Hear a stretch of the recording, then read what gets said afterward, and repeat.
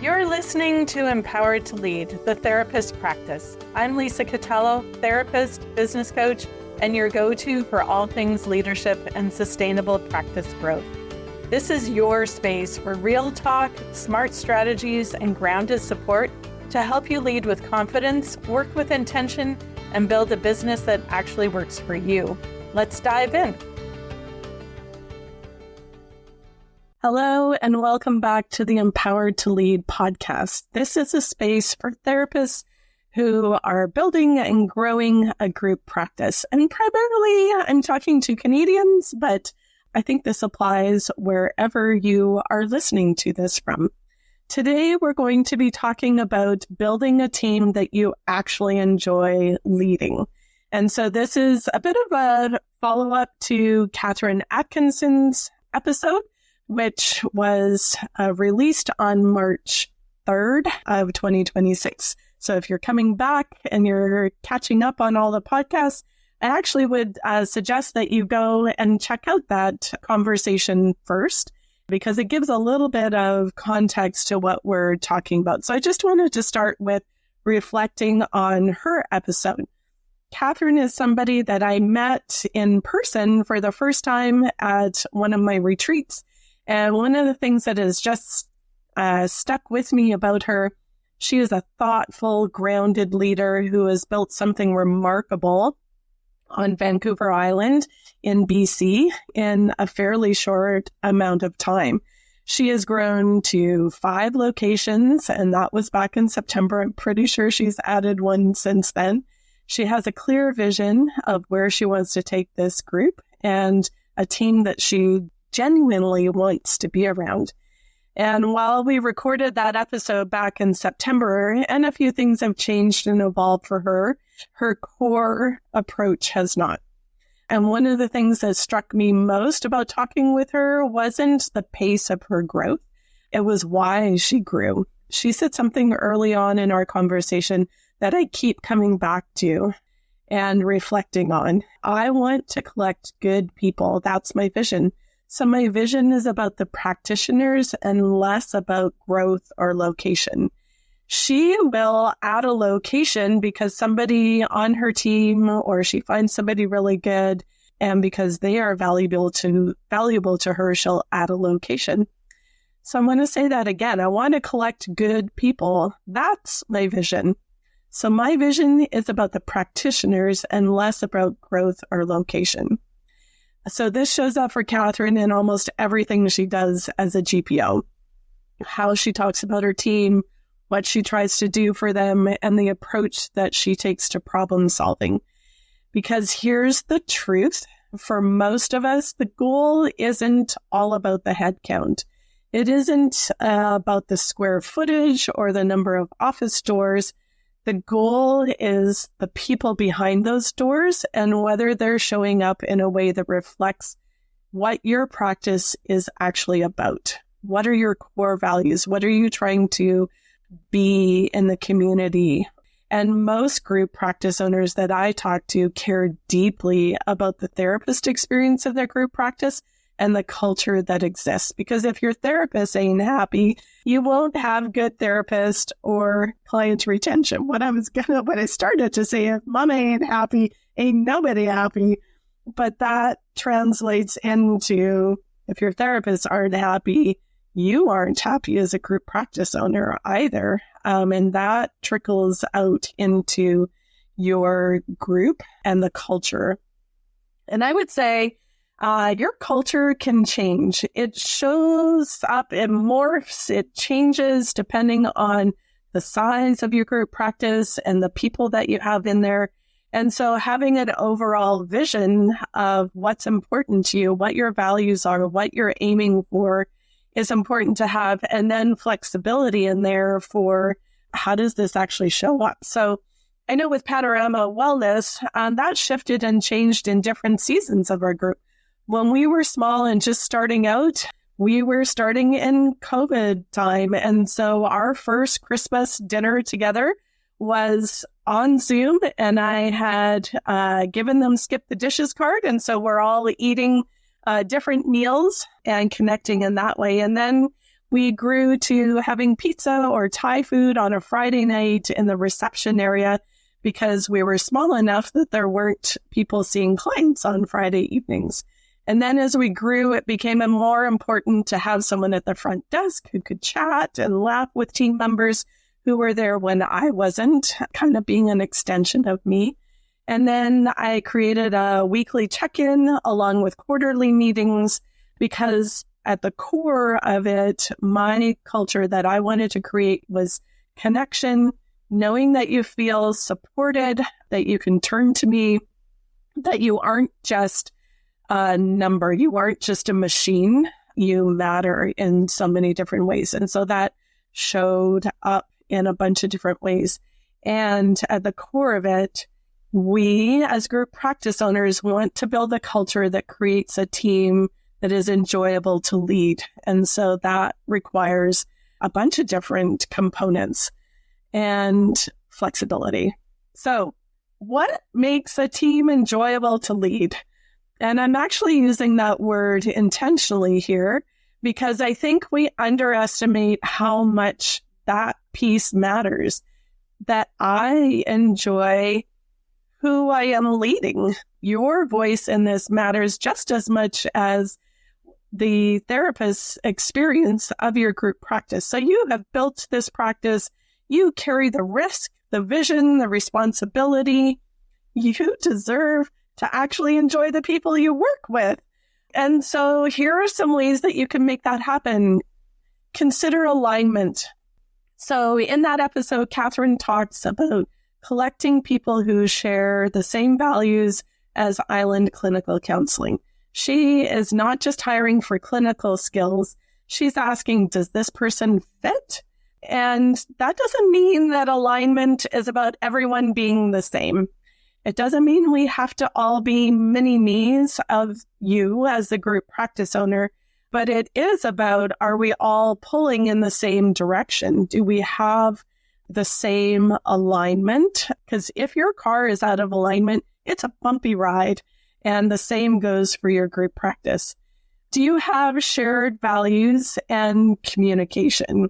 So Kathryn was very explicit about this. She says she involves people in her decision-making who really share the same values as Island Clinical Counseling and also have kind of stakes in it as well. That they want it to succeed for themselves as well as for the business and for who it serves. That's one of the sweet spots. People who care about your practice because they care about their own work within it. I also want to be clear that this is how Kathryn sees shared values and communication.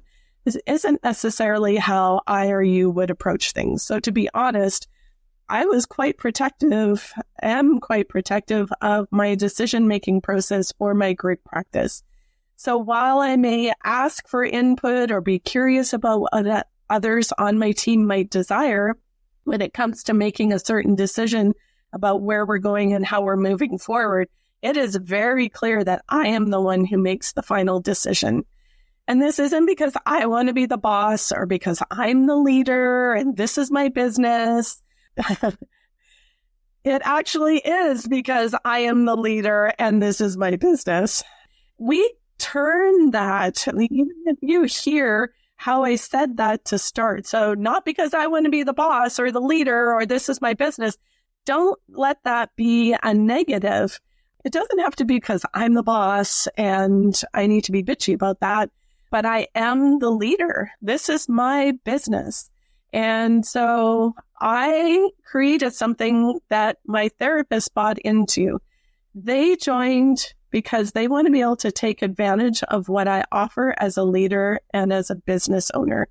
And so they want to know that they can trust me to make decisions. So they might have a voice. I may consider it, and the buck stops here. And they're quite happy to have that. You want to make sure that there's clear expectations. When it comes to having a team that you enjoy, if there aren't clear expectations on both sides, when expectations are implicit rather than explicit, they actually become resentment on both sides. We'll come back to this a couple times during this conversation. But this is something that is so important, and a lot of us miss because we're timid or we're trying to keep everybody happy. And so you want to make sure that there are clear expectations when you're thinking about, how do I create a team that I actually enjoy?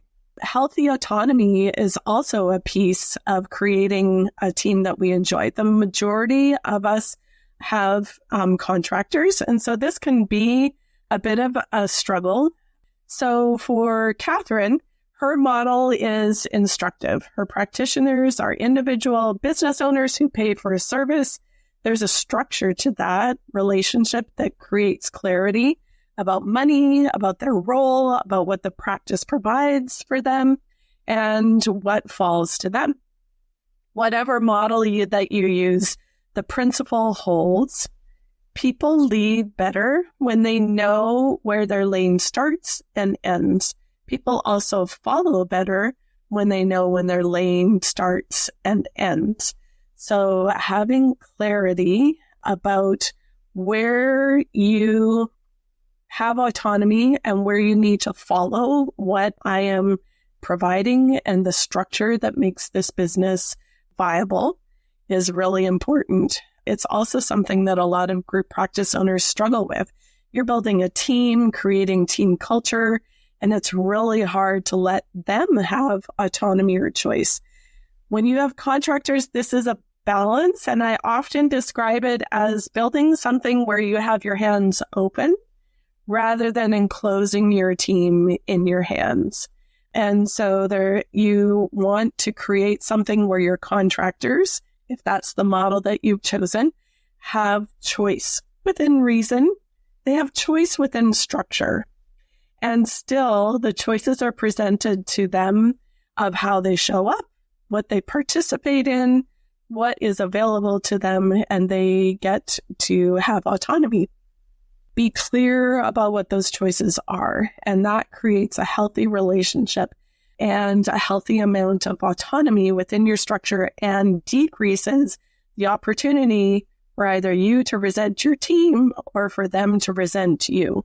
They know where they end and where you start. And we all know that there are things that can go wrong when we are trying to build a culture or a team that we enjoy. We make mistakes, and there's opportunities for miscommunication or failure. And I want to be honest here, because I think this is where most of us need to have the conversation. There are places where things can go wrong as you build, grow, scale your practice. And if you know me at all, being honest and realistic about the challenges of being a group practice owner is important to me. So here are some ways that I see things going wrong as people lead their group practice. One area is you hire too fast. Going back to Kathryn, she grew quickly. She had 6 practitioners on her opening day. She was intentional about who she said yes to, but 6 is a lot of people to start with. And so she learned. And so one of the things that she learned was she stopped doing interviews alone early on. And she said, I'm going to quote here, I feel like it's really important to have more people lay eyes on the people that we're going to be bringing in. And so slowing down that hiring process. Fast growth and careful hiring are not mutually exclusive, but fast growth and careless hiring will cost you. So you can hire quickly. You can bring on a bunch of people quickly. So there's a distinction there, because the old adage, hire slow, fire fast, is so important. And so I think that it's important to clarify what I mean by you don't want to hire too quickly. That doesn't mean you can't hire more than one person at a time. But if you are just, winging it or, making some excuses for how this person might fit or not being really clear on what your business needs, you are going to experience difficulty. I believe it's crucial to create a clear interview and hiring operating procedures. So your SOPs, standard operating procedures, make sure that you are really clear. Where do you post? Who are you posting for? Who are you trying to attract? How do you know if they fit with your culture and your values? What are some measuring sticks that you have along the way in your interview process? And then when you hire them, what's the onboarding process? How do you make sure that they understand the values and where their lanes start and end, what the expectations are? Be really clear and slow down. The longer you take in that interview process and even the onboarding process, the more you can catch things that are a bit of a miss and protect your business and that person from you guys making a mistake. It allows you to be intentional about your team and the growth that you want and how that looks for your group practice. Another area that I think we go wrong or we miss opportunity to lead a team that we really enjoy is we avoid having hard conversations. And this is one of the most common things that I hear, although maybe people don't actually put it this way, that they're avoiding those hard conversations. So how does this show up? It shows up in texting someone rather than having a face-to-face conversation. So avoiding that difficult, that tension that can come. I'm hoping that someone will leave soon rather than having to be the one who says, this isn't working for me or for my business. So we need to end our relationship. So you're sitting there hoping that if you stop feeding them clients or they'll come to that decision on their own and avoiding the conversation. Or you're venting to anyone and everyone around you, but smiling at the person. Or even more common that I hear is finding ways to avoid interacting with them at any cost. So actual things I've heard, hiding in your office, not leaving until you know that they're in session. And I could go on. When we avoid that conversation, we're not protecting the relationship. We're not protecting our business. We're not protecting us or our team. We're letting resentment build on both sides, and we are not creating a team that we enjoy leading. Do you know how many times I've experienced or heard GPOs say that once they had that difficult or hard conversation, things cleared up? They either got easier with the person who was upset with them or we were upset with, or once they actually pulled the plug and made that decision, let them go, other people on the team come to them and say, oh, thank you so much. I'm so glad that you saw that this was happening and that you addressed it. Now I feel valued. Maybe they don't use those actual words, but that's the message that comes through. Hire slow, fire fast. Another thing that we want to avoid or that goes wrong when we're trying to build a team that we enjoy is being inconsistent in our leadership skills. So Kathryn named something really important when she talked about overcoming her own people-pleasing tendencies. What I, as Kathryn, would decide might look very different from what I, as the owner of Island Clinical Counseling, would decide. So I have to remember that I am representing the company. It's not about my emotions or even necessarily how would I personally make this decision. What is the right decision for me as a leader and for my business? What moves us forward? And then acting in that. So being consistent as a leader. Inconsistent leadership often comes from this exact place. So I am making decisions as me, as a therapist, as a sensitive person, as a people pleaser, as someone who's trying to keep all of these people here because I'm scared that they're going to leave, rather than making a business decision and as the CEO, as the leader of this business. When you lead from your own anxiety or your need to be liked, your team feels that instability, even if they can't name it. So one thing that we struggle with as therapists and turn business owners is making business decisions rather than emotional ones, or trying to consider everyone's needs rather than the business needs. It's worth repeating. This creates inconsistency, and it is also something that erodes the trust that your team has in you. So they're not sure how you're going to respond. Are you going to respond as a leader making a business decision, or are you going to respond as somebody who wants to be liked? They're not going to know how to approach you.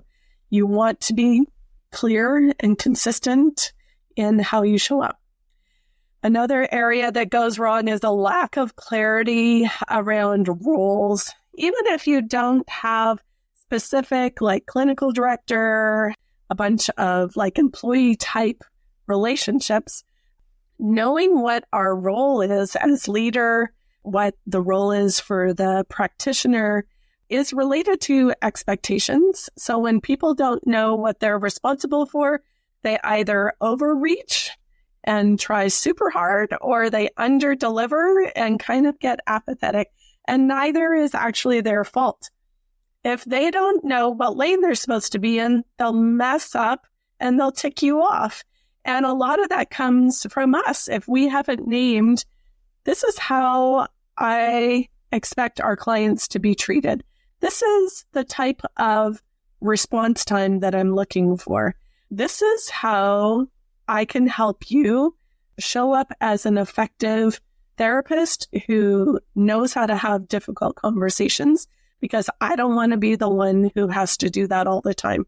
Naming that and being very clear about who's supposed to do what, when things are expected, what for lack of a better word, what the pecking order is for your clients and for your team members. Be clear. And then misalignment with values. And this is often the root issue. So we've touched on this a few times already. This is something that goes wrong, both in building your business and in creating a team that you actually enjoy leading. When someone is not a fit, it's not often that this is a sudden development. Most often, there's signals that earlier were overridden by urgency or optimism, something that we tend to discard or downplay, or, the spidey senses were there, but I really just needed someone to fill that spot. Or they said this one thing, but it didn't quite sit right. But maybe that's just because they're nervous in the interview. I'm, 75% sure that this is a person who can be a good fit for us. So find a way to clarify what your business values early on and how that team member or potential team member does or doesn't agree with them or practice in a similar way. A misalignment, if you even think of your body, if you have a misalignment, it eventually causes a fracture or a break, or it causes you 6 weeks of discomfort. And you want to avoid that as much as possible. So let's go on the positive side of things. How do you build a team that you love? What are some things that you want to be aware of and ensure you have in place? So coming to what we just talked about. So hire for alignment first. Skills can grow. Values are much harder to shift. Before you post that listing, be clear on what your practice actually stands for and screen for that explicitly. Know what your core values are for your business. Know who your ideal therapist is. Know who your ideal client is. And screen. Make sure as much as you are able that both you and your applicant are clear on this throughout the process. Have screening questions. Have screening steps in the interview. Like, one of my core values is being responsive, and I don't know, I'm missing the terminology for it now, but I want to make sure that people are paying attention to detail and that they respond quickly. So my interview and hiring process includes a screening step for that. You want to be explicit about expectations. Write them down, say them out loud, revisit them, So what does a great team member look like in your practice? What are your non-negotiables? Don't assume that people know this. Have them in your onboarding document. Have them in your interview process. Include them in your onboarding meetings. Let's be clear about what expectations are. We've talked about this in a few spots in this episode. If we aren't setting a clear target for our team members, if they don't know what they're shooting their arrows at, or they think it's something, so let's say I'm setting up a target for you're going to respond to me within 24 hours, but what I say is I am looking for a quick response. They don't know I mean 24 hours, so they're shooting arrows over here at the quick response, and to them that could be within 3 days, or I only work once a week. So a quick response for me would be the next time I'm in the office, be clear about what those expectations are. Allow them to shoot arrows at the actual target. Brene Brown says, clear is kind. And this is true as a group practice owner, because when you are clear, you are kind to both yourself and the people who work with you. Know what you want, communicate it, set clear boundaries and expectations, and then hold them and yourself to those. And then lead with consistency. Your team needs to know what to expect from you. This doesn't mean you have to be rigid. It means that your values show up the same way on a hard day as it does on an easy one. Know what your business needs. Find ways to take emotion out of those decisions and responses, and be consistent. And then protect your culture. Kathryn talked about feeling protective of her practice the way she feels protective of her child at home. And that instinct is healthy. I would say steer away from calling your practice your baby. You've heard me say that before. But in that sense of I'm protective of this culture, of my team, I want to do that to the nth degree. So that means I'm clear. It means that I'm consistent. It means that I am protective in who is in and who isn't in our team. Your culture is fragile and it's yours to steward. So you can also use that as, if I'm protecting it, I'm saying no to certain applicants, or I'm letting somebody in the team go because their values have changed, or I didn't stay true to clarifying that at the very beginning. That isn't being a bitch. That's protection. And the people who value you and what you're building will appreciate that and champion you and your business as you move forward.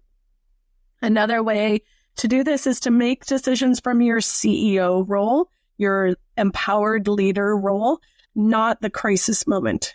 So this is one that I want to sit with for a second. Kathryn said it is quite addictive to grow a company. So to have people to also be able to say, is that a good idea? Like, maybe we should rein that in. If you listen to Kathryn, she's adding locations because she wants to take care of her team.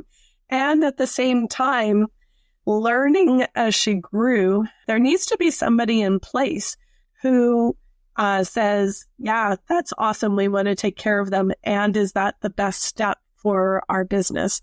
So Kathryn built a leadership team partly to balance herself, but to have people who would slow her down when that dopamine hit of growth was louder than good judgment, or as I would say it is shiny object syndrome hit, because, oh, that sounds fun, or, oh, they want to do that. Let's let them do that. Let's find ways to make decisions as an empowered leader. You need someone who can help you make a wise decision. So whether that's a business partner, your marriage partner, a coach, a trusted peer in a community like Group Practice Connection, you need someone who will ask you why before you say yes, and that you trust has your business and your needs at the core of that. One of the things I so appreciate about sitting with people who are feeling like they're in that crisis mode and need to make a decision is as I give them room to breathe, as I reflect what I'm hearing, and then provide some clarity or some questions, the shift in how they view themselves and their business is amazing. If you can find people to do that for you, you go from crisis to clarity, and this helps you, your team, and your culture in so many ways. Feel the emotion. I'm not saying squash that or ignore it. Have a place to vent it, and get people who will challenge you or keep you to your overall vision and goals, and then come back to the conversation with that team member, or take that time and then make that decision rather than operating from crisis or, again, that shiny object syndrome. So as we wrap up today, I want to present you with a leadership challenge. I'm going to encourage you to name one leadership behavior, just one, that will help you build or rebuild a team that you actually enjoy leading. If there's something that stood out to you in this podcast episode of, oh, I'm not doing that anymore, or, oh, I've let that slack, how can you come back to that? So maybe it's committing to a consistent check-in with your team. Maybe it's finally having a difficult conversation that you've been putting off, or opening the door and being, in their space. Maybe it's rewriting your hiring process or your criteria before you post your next role. Whatever it is, I want you to be specific, and I want it to be rooted in your values as a practice owner, not in what someone else told you. This is what a good leader does. As Kathryn put it, when she's feeling uncertain, I really want to come back to what are the kind of grassroots foundation of why I'm a counselor and why my group practice exists. That's the question. Why does your practice exist? And how are your leadership behaviors actually reflecting that? So as you do this, send me an email. I would love to hear what you're working on. It's lisa@grouppracticenetwork.ca. And if I can support you in any way, help you to create a team that you actually enjoy leading, I would love to be that person. I want to just give a little plug before I totally close this out. If you're resonating with some of this stuff, if you're feeling like I feel like I'm all alone as I am trying to show up as a leader, maybe coming to one of the retreats that I'm offering is a place for you to find people who get you, who can hold you accountable, to have space away from your business and really reflect on who am I as a leader? How do I want to show up? I have a couple of offerings. One of them is in Ontario. We're going to be there in October, and really slowing down with a focus as you as a group practice owner, connecting, finding boundaries to protect you and your group practice. The other is more of you as a person, as a therapist. There's going to be some business parts in there as well. And it's in Costa Rica. How can you not rest and connect and have a different view if you're sitting in the jungles of Costa Rica? I would love to have you join us. Check out grouppracticenetwork.ca and consider a retreat in the next year. That's a lot. And I hope that there's something that you're taking away today that really aligns with who are you as a leader. How do you create a group that you enjoy leading? And I look forward to chatting with you in the next episode. Thanks for hanging out with me on Empowered to Lead, the therapist practice. I hope you're walking away with something that you can put into action, because leadership isn't about doing more, it's about leading with purpose. If you're ready for deeper support, I'd love to see you inside the Group Practice Connection, my monthly membership where Canadian therapists like you get coaching, community, and the tools to build a business that actually supports your life. You can check it out at grouppracticenetwork.ca. The link's in the show notes. And hey, don't forget to hit follow so you don't miss what's coming next. We're building something great here, and I'm so glad you're a part of it.